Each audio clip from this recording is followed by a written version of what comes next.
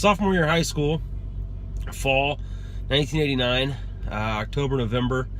All the students that are in French, Spanish, and Latin classes were taking a field trip to Cincinnati. So we're on a couple buses to the Cincinnati Convention Center, about a 30-mile drive, 45 minutes to get there. So to an international affair, bazaar, festival thing where all the countries around the world were represented at the convention center, and the goal was for all the students to visit the countries that speak the language they studied.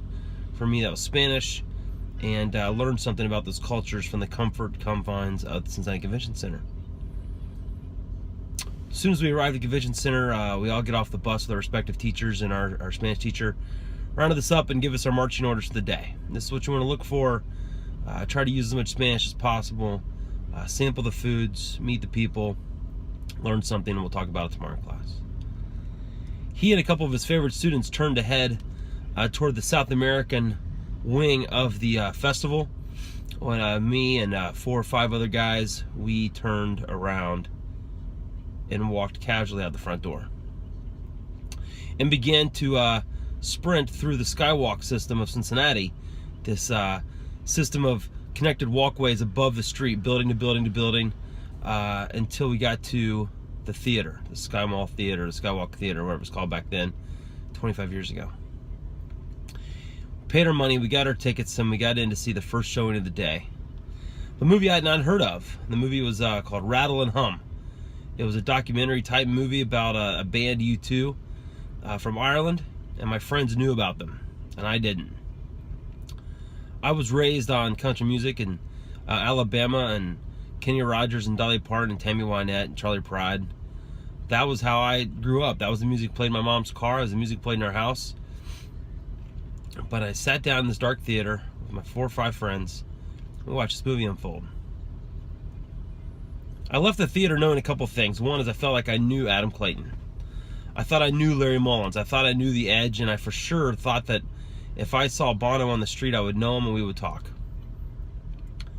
I began to listen to their music, and I bought that album.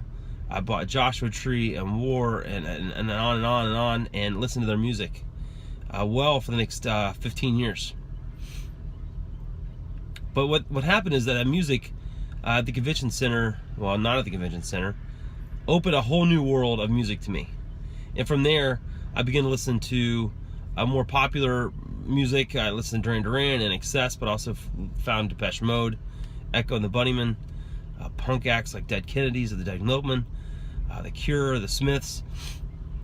Went on, and it really changed the way I listened to music all through high school and college. The movie was over. We were on a short leash when we began to run back and get back into the convention center, make a lap around, and then appear back at the front door at the stated time, full of all new knowledge about all the countries that speak Espanol, boarded the bus with our teacher, and back to Lebanon High School. No one ever knew. Outside of skipping school for a Reds game, my senior year, I never got away with a caper quite like that ever again. You know, this past week, Prince died, and a few months ago, David Bowie died, and I gotta be honest, David Bowie didn't mean anything to me. I couldn't tell you one song he ever sang or anything about the guy, but I know some of my friends, it really bothered them. Prince the same way. Now, my friends never met Prince, my friends never met David Bowie, and I've never met U2 or The Edge or Larry or Adam. Something about their music makes us feel like we know them. They're a part of who we are. And when they die, people go a little crazy. Not because they knew them, it wasn't their auntie, it wasn't their uncle or their grandfather, they sat on their knee, and no one ever met Prince that I know. So what is it? Well, I think we were mourning the loss of the time that we learned about their music, or where we were in our life when their music and their performance opened something up new to us. For me, that was U2. I could tell you about the day that I heard U2, or the day that I first heard Jimmy Buffett, or the day that I first heard bluegrass music in my dad's semi truck. When those artists leave us, we mourn what it is that we learned, what it is that we discovered, or what it was that it sparked inside us that changed us with the music. And if you've never been changed by music, then you're not listening to the right music. So this week, find a stranger, tell a story, find a new song, listen to some music. And we'll be back next week with another story. And thanks for listening. Bye.